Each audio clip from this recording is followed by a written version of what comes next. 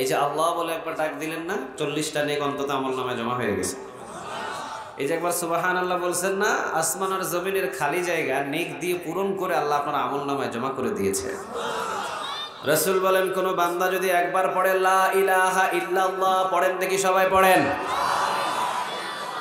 একসাথে বলেন, আমার সাথে একটু জোরে পড়েন, লা ইলাহা ইল্লাল্লাহ।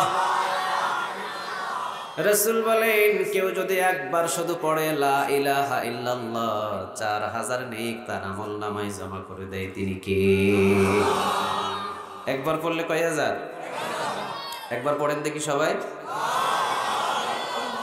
কয় হাজার নেক পাইছেন? আবার পড়েন, কয় হাজার পাইলেন? 4 4 কত হলো? আরেকবার পড়েন, 3 4 কত হলো? কয় মিনিট লাগছে? 5 মিনিট লাগছে। 3 মিনিটে 12,000 নেক আমলনামায় জমা হয়ে গেল। সুবহানাল্লাহ বলেন। এগুলো ছোট ছোট আমল, বলবেন। রাসূল বলেছেন, কেউ যদি বলে একবার আল্লাহু আকবার, কয়বার বলেন?